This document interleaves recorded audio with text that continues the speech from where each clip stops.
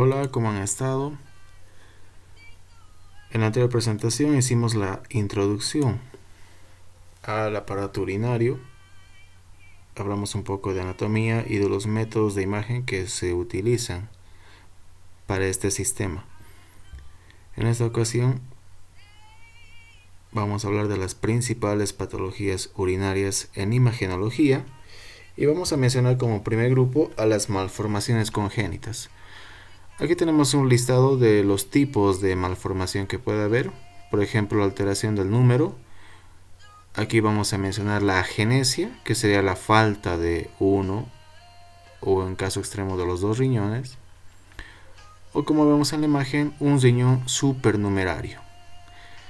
Vamos a ver las anomalías de posición, es decir, que estos se pueden encontrar en una localización ectópica. Anomalías de fusión, de tamaño y forma, ¿sí?, como principales representantes de las malformaciones congénitas del riñón. Empezamos con este, que es una anomalía de número. Es un riñón supernumerario. Agregado a los dos habituales funcionales puede haber un tercer riñón, aquí de manera esquemática. Y aquí pues estamos demostrando, ¿sí?, donde las cálices renales son las que presentan aquí mayor brillo y el uréter está haciendo su trayectoria hasta la vejiga, y en este caso el tercer riñón estaría compartiendo el uréter izquierdo y de esa manera drenar la orina en la vejiga a través del uréter izquierdo. La agenesia es otra patología de número. Si yo veo esta imagen, es un corte axial donde tengo mi punto de referencia, que es el cuerpo vertebral. Me voy hacia la derecha del paciente, encuentro el riñón, me voy hacia la izquierda y no lo veo, ¿sí? Podría pensar que es una agenesia, que no tiene el riñón izquierdo, pero en los estudios, en la práctica real, en los estudios tomográficos, tengo múltiples niveles de corte. Entonces, si yo hago un corte más inferior, ¿cómo sé que es inferior? Por la presencia de las crestas ilíacas. Y ahí voy a encontrar al riñón izquierdo. Entonces, esta es una anomalía de posición, es una ectopía. Más propiamente se llama ptosis renal. Similar a la palpebral, si recuerdas en semiología, ptosis hace referencia a que una estructura cae por gravedad, por así decirlo. Entonces tiene una ubicación pélvica este riñón. Y hay otras como el riñón multiquístico, puede haber hipoplasia, displasia y otras. Hay que tomar en cuenta este principio. 1 de cada 10 fetos nacidos vivos va a presentar anomalías urinarias. Muchas de ellas van a ser asintomáticas incluso durante décadas y pueden ser detectadas de manera incidental, es decir, entre comillas, por accidente, ya que por alguna otra causa se solicita un estudio de imagen y se pueden constatar estas diferentes anomalías de las asintomáticas. Y algunas obviamente son letales, ¿no?, que pueden causar la muerte del recién nacido en el primer año de vida. Aquí tengo una radiografía de abdomen anteroposterior donde estoy observando los polos superiores del riñón, ¿sí?, que están conservados, pero a medida que voy descendiendo veo que se dirige el tejido renal hacia la línea media, tanto al lado izquierdo como al derecho, y va a haber sobreposición y me voy a encontrar con esta patología llamada riñón en herradura, ¿sí?, como la herradura de caballo que se le pone a las patitas, o en forma de U si quieres. pero se llama riñón en herradura. A la reconstrucción en 3D voy a tener evidentemente la fusión de los polos inferiores, dándome lugar a un solo riñón, obviamente patológico. Ya este es el corte axial administrado con contraste a nivel de la aorta, por eso está más brillante, y como existe un realce del contraste en parte del riñón derecho, el izquierdo y el punto de fusión. También voy a tener algunas variantes, por ejemplo el doble sistema colector, es decir, no hay un riñón supernumerario, sino que es como si hubiera dos pelvis renales, ¿sí? La principal y la accesoria dentro del mismo riñón, que está drenando la orina sobre el uréter principal en este caso. Este sería el accesorio, ¿no? También es una anomalía. Y puede haber una hipertrofia de las columnas renales o de Bertini. En esta imagen, que corresponde a un corte axial también de tomografía, aquí está el cuerpo vertebral y este es el riñón izquierdo del paciente. No tiene la forma habitual. A nivel del ilio estoy viendo una masa que protruye, pero en realidad corresponde a una hipertrofia de las columnas renales, que da la impresión de ser una masa, ¿no? Por eso se la llama también pseudotumor. En cuanto a las lesiones quísticas, vamos a hablar de una clasificación en base a las características y la gravedad del quiste. Esta clasificación se conoce como Bosniak. Y tenemos la Bosniak 1, donde hablamos de un quiste simple, benigno, generalmente único, cuyo contenido va a ser de una densidad similar a la del agua, es decir, de menos 10 a más 20 unidades Hounsfield en la tomografía, ya que este va a ser el estudio de elección para poder visualizar este quiste. ¿Qué características tiene? Este es un corte coronal, al igual que este otro.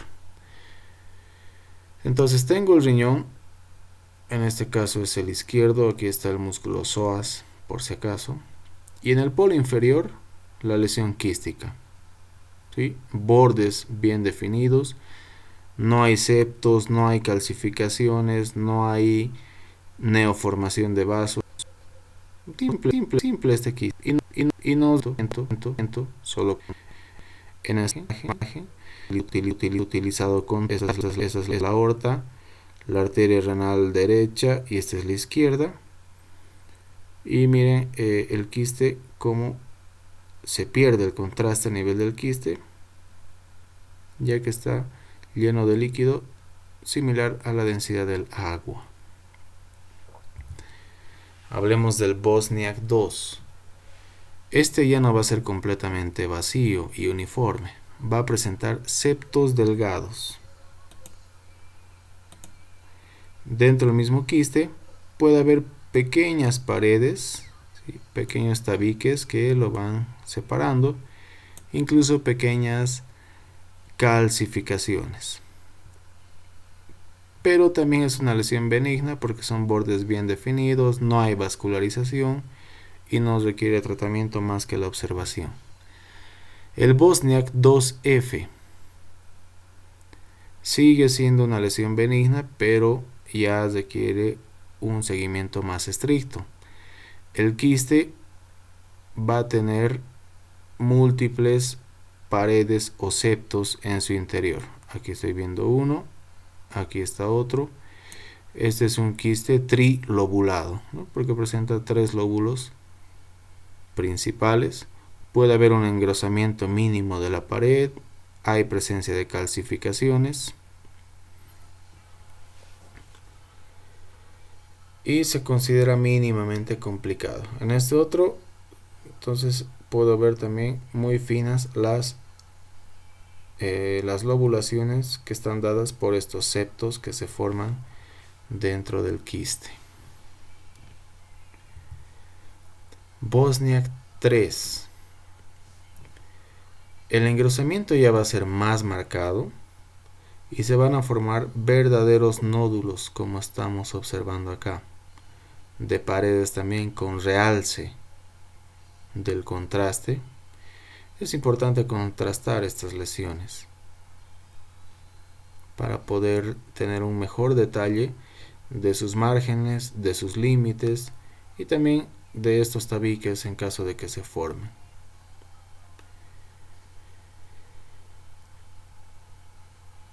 Ya no podemos decir que Bosniak 3 es una lesión benigna, ¿sí? Más bien es un pasito a la malignidad. Por eso es que requieren diagnóstico histológico a través de la toma de biopsia. Bosniak 4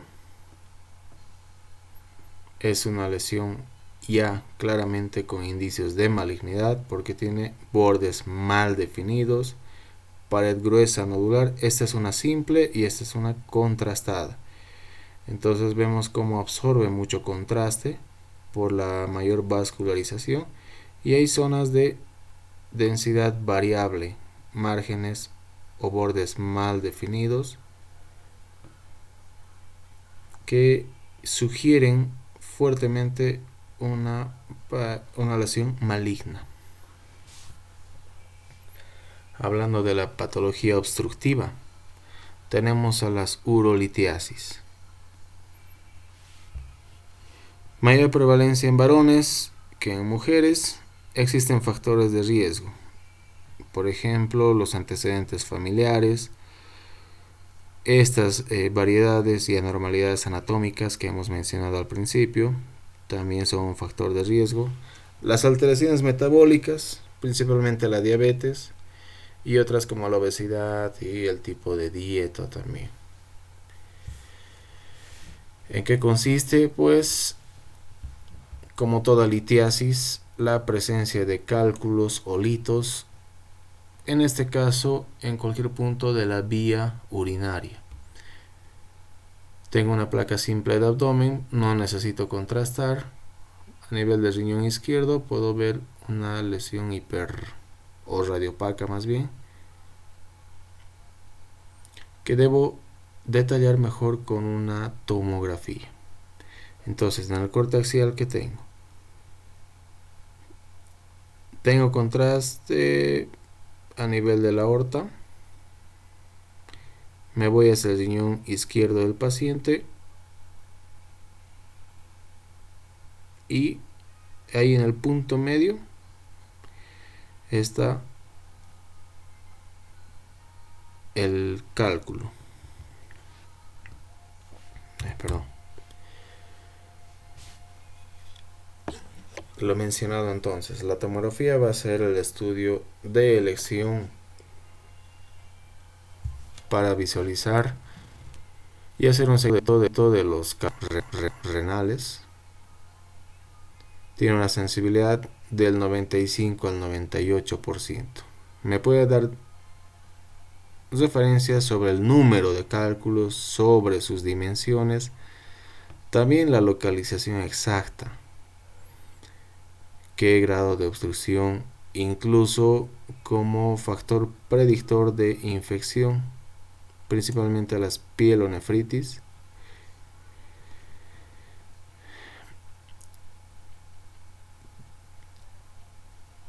Aquí tenemos una secuencia, ¿sí? Donde en esta primera imagen, si hago la comparación de los dos riñones, va a haber un aumento de volumen y edema en el riñón derecho y el izquierdo se conserva normal. Entonces voy haciendo el corte más inferior hasta encontrar el cálculo. Crestas ilíacas, no se olviden siempre. Estas corresponden a los músculos cuadrado lumbar y psoas. Y A nivel del riñón derecho, pues un puntito brillante que corresponde al cálculo. Pero ¿de qué se componen estos cálculos, estos litos? Tenemos los de ácido úrico, los de estrubita, que son productos de degradación del riñón, de cisteína en poca frecuencia, los que mayor densidad en unidades Hounsfield tienen son los de fosfato de calcio.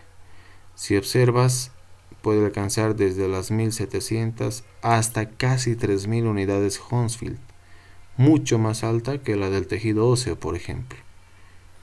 Claro que esto no tiene diferencia a nuestro ojo humano, pero sí es importante al momento de estudiarlo en la tomografía. Y las de oxalato de calcio, que también tienen una densidad un poco menor a las otras, de 1200 a 1600 unidades Hounsfield. Entonces, en estas imágenes de abajo, vamos a ver. Esta es la vejiga y tengo un punto, una imagen pequeña, hiperdensa, que al corte coronal yo voy a tener la siguiente. Como está en el lado derecho, entonces sigo en el lado derecho del paciente. Mi punto de referencia, la cresta ilíaca. Aquí está la vejiga, ¿sí? Triangular. Aquí está el uréter derecho, dilatado. Ese no es su calibre normal por la presencia del cálculo, ¿no? Presenta la porción pélvica del uréter. Entonces, como está obstruyendo, va a haber dilatación de todo lo que está anterior al cálculo y va a haber una hidronefrosis y edema, aumento de volumen del riñón a expensas del líquido que se va acumulando. Y en este caso tengo dos imágenes brillantes hiperdensas que corresponde a una litiasis bilateral.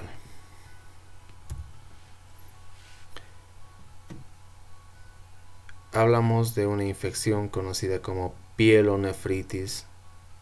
Empezamos por la aguda. Es un proceso infeccioso inflamatorio del parénquima renal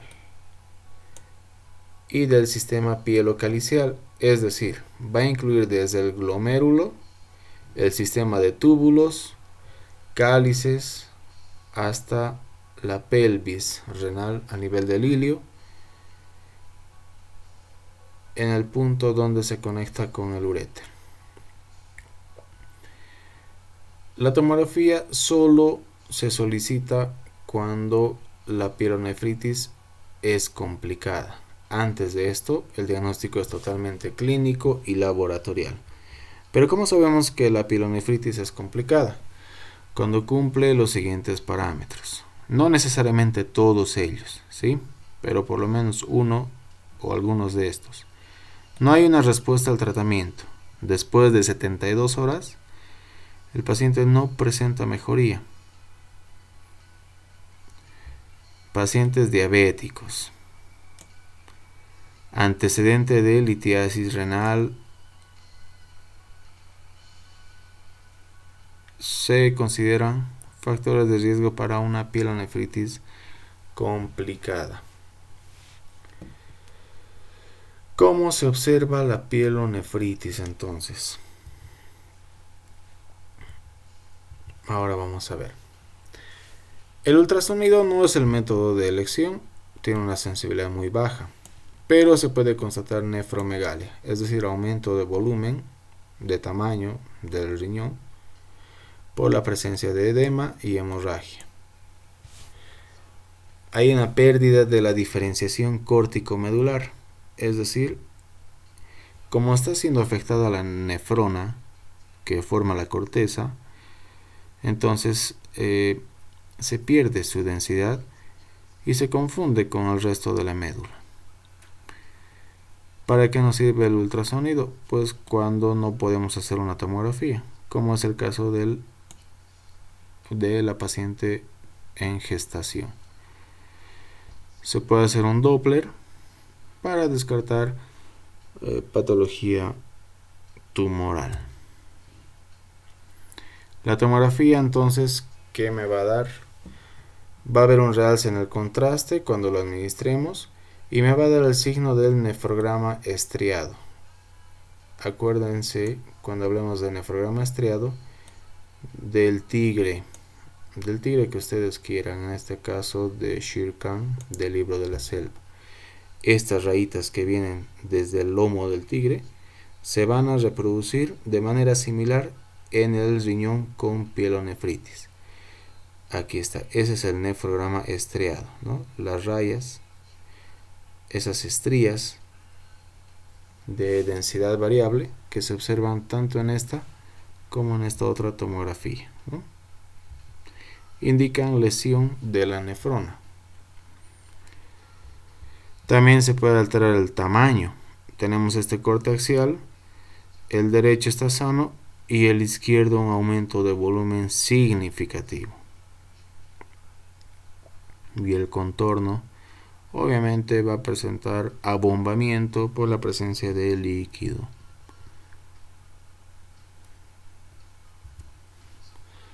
Una de las complicaciones, si no la más importante, de la pielonefritis aguda, sobre todo cuando esta ocurre a repetición, es el absceso renal. Principal complicación de la pielonefritis aguda. Puede ser por dos vías. Una vía ascendente, es decir, desde el exterior, sobre todo en el sexo femenino, por las características de la anatomía genital externa, y también la diseminación hematógena no es infrecuente. ¿Qué factores de riesgo? Los mismos. La diabetes. Para toda patología renal, la diabetes no controlada siempre va a ser un factor de riesgo. Pacientes con inmunodeficiencia, y esto suele ser pregunta de examen en esta asignatura y donde sea que vean absceso y pielonefritis. ¿Cuáles son los organismos que la producen? Por vía ascendente, los dos principales son Escherichia coli y Proteus mirabilis, ¿sí? Por vía ascendente. Y generalmente por vía hematógena, la Klebsiella pneumoniae.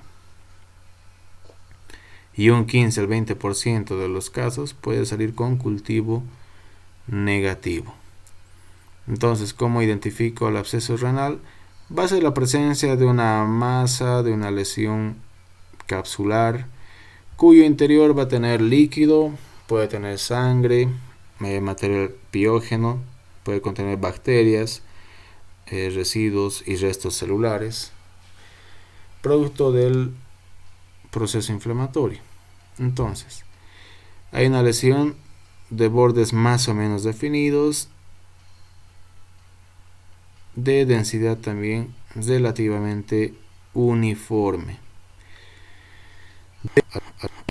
Al tomográfico de la historia clínica, no puedo limitarme solo a ver las imágenes de gabinete, sino que debo principalmente partir de la historia clínica y los antecedentes del paciente. Entonces aquí tenemos nuevamente, en este caso en el riñón izquierdo, el absceso que está sobrepasando los límites del propio riñón, ¿no? Y podría por contigüidad llegar a vaso, a la fascia, incluso a peritoneo.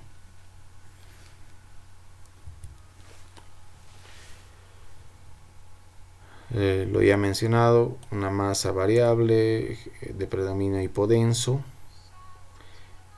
Hay un realce de la cápsula cuando utilizamos contraste, ¿sí?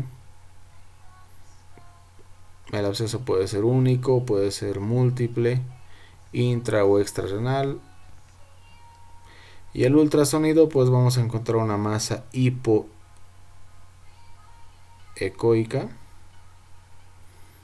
si tiene solamente líquido.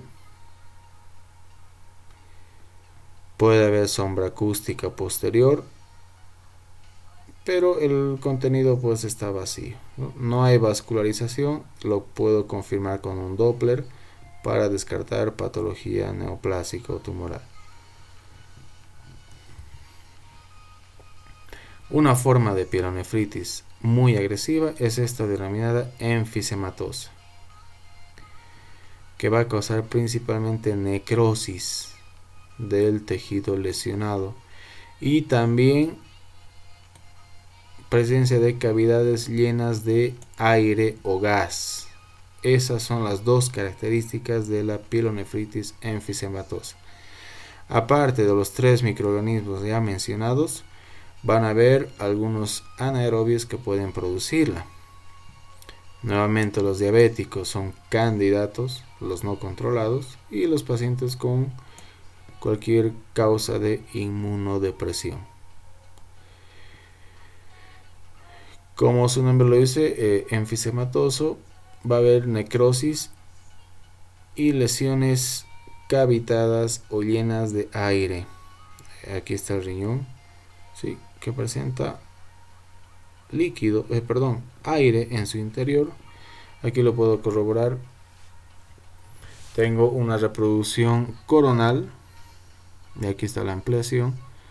Entonces en el riñón derecho tengo las lesiones cavitadas, neumáticas si quieren, en comparación con el izquierdo que está sano.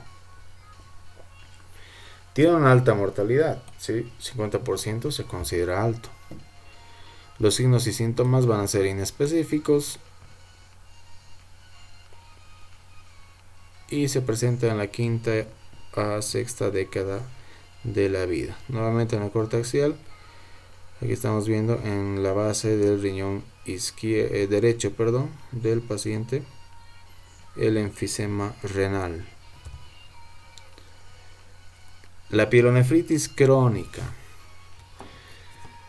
Entonces, cuando se ha producido pielonefritis agudas a repetición, maltratadas, mal curadas, puede desencadenar en una pielonefritis crónica. Y esta va a ser de un patrón imagenológico diferente. Va a haber áreas de cicatrización, atrofia y adelgazamiento cortical,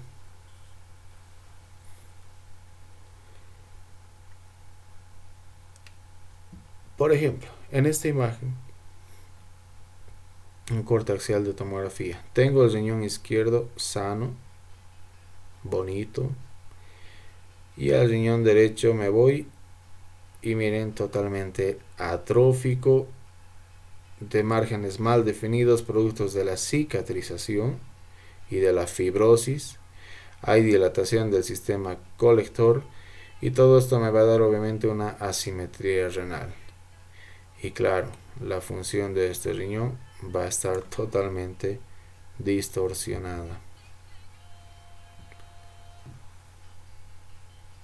Corte coronal. En ese caso, el riñón izquierdo es el lado afectado. Puede haber lobulación, atrofia de la corteza, retracción de las cálices. Todo esto va a afectar la función renal. A la extracción quirúrgica, pues se ve de esta manera. Hablando de la tuberculosis, ¿sí?, es también una infección, en este caso por Mycobacterium o bacilo de Koch. Tenemos que decir que es el sitio más frecuente de la tuberculosis extrapulmonar, ¿sí? Cuando no está en pulmón, de preferencia el bacilo está en riñón. Por vía hematógena llega a este órgano. Y la mitad de los pacientes con tuberculosis renal tienen una placa de tórax normal, así que no es referencia suficiente una placa de tórax. Nos vamos directamente al patrón imagenológico. Va a haber estenosis, lo que no habíamos visto en los anteriores. Estenosis de las cálices y formación de una cavidad, ¿no? La cavitación es lo que le encanta al bacilo, formar cavidades que de manera progresiva, ¿sí?, va a ir cortando, estenosando y cavitando los cálices, y esto va a dar un fenómeno de autonefrectomía. Es decir, se estenosa y se cavita tanto que parece que el riñón solito se está seccionando y separando, ¿sí? Por eso se llama el fenómeno de autonefrectomía. Finalmente, el carcinoma renal es un tumor infrecuente, representa el 2% de los tumores entre la quinta y séptima década de la vida. Aquí entra un factor de riesgo nuevo, que es el tabaquismo y el abuso de analgésicos, sobre todo los no esteroideos. Entonces, personas, si ustedes conocen a alguien que sea un fan incondicional del paracetamol, ibuprofeno o cualquier AINE que se les ocurra, tiene riesgo de carcinoma renal.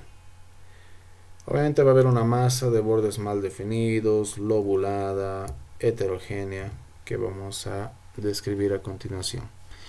Va a haber una triada que se cumple completita solo en el 10% de los pacientes. ¿En qué consiste esa triada?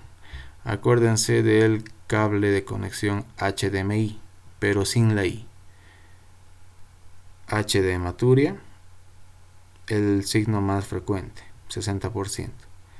D de dolor lumbar, 40%. Y la masa palpable en el 30% de los casos. Puede haber solo uno o dos componentes. Que hayan los tres es extremadamente raro, ¿sí? Va a cursar con síndromes paraneoplásicos, es decir, la función renal va a estar alterada, va a haber hipercalcemia. Por afectación de la justa glomerular, obviamente va a haber hipertensión. Recuerda que en el riñón se produce la eritropoyetina y esta se puede exacerbar, dándome como resultado la policitemia. Por su conexión con el hígado puede haber hepatopatía refractaria y también encefalopatía. Entonces, masa, bordes mal definidos, heterogénea, realmente con un patrón maligno, ¿no? Y voy a tener otra clasificación, la de Robson, que es más una estadificación de la lesión, donde voy a tener la T1, T2, la T3 que se divide en A, B y C. Vamos a mencionar aquí la T4, ¿no?, que es la etapa final. Entonces, en el estadio inicial, el tumor se limita a la cápsula renal. La sobrevida a los 5 años es del 90%, tiene buen pronóstico, ¿sí? Cuando la lesión sale de la cápsula renal, es decir, ya está invadiendo tejido graso perirenal, la sobrevida se reduce al 50%. Ese es el T2. El T3A es cuando la lesión ha abarcado ganglios vecinos, ganglios regionales, ¿sí? Y esto ya es un pasito para la metástasis, ¿no?, por vía linfática. El T3B es cuando invade al sistema venoso. Puede ser la vena renal o la cava inferior. En este caso la vena renal es a donde se está extendiendo el tejido neoplásico. Ese es el T3B. El T3C es la combinación del A más B, ganglios y venas. Finalmente, el T4, que invade fuera de la cápsula y de la fascia, gran tumoral, metástasis, vida, del 5 años, ¿sí? Principales puntos de metástasis, en este caso estamos mostrando hacia el hígado y hacia el pulmón. Esa es Robson T4 o fase final o terminal del carcinoma. Y la enfermedad metastásica del riñón en general, tenemos que el 25 al 35% de los pacientes ya tienen metástasis a algún órgano al momento del diagnóstico. Es decir, si yo he detectado esa masa, esa lesión neoplásica en riñón, probablemente ya tenga bajo este porcentaje metástasis. ¿A dónde? Pulmón es el órgano diana más frecuente. Esta es una tomografía con ventana mediastínica, se llama. Y estoy viendo la masa en pulmón derecho. El hueso también ocupa el segundo lugar, ¿sí? Destrucción, aumento de la actividad osteoclástica, que la resorción ósea se ve incrementada. Puede haber al hígado, vía linfática, también a las suprarrenales y en este caso al cerebro. A veces el paciente viene con síndrome convulsivo. Se indaga sobre los antecedentes y dice que nunca ha presentado convulsiones. Lo primero que pensamos cuando un adulto convulsiona es neurocisticercosis. Se descarta esto, entonces podemos evidenciar una masa tumoral y podemos llegar al foco inicial, que puede ser riñón. Y para terminar, pues una breve reseña de la nefrona, ¿sí? Que es la unidad fisiológica del riñón, donde tenemos la arteriola aferente, el ovillo capilar, arteriola eferente y el sistema de túbulos contorneado proximal, asa de Henle, porción descendente, ascendente, túbulo contorneado distal y el túbulo colector. Bien, hasta aquí hemos visto riñón y gracias por asistir al video. Hasta la siguiente.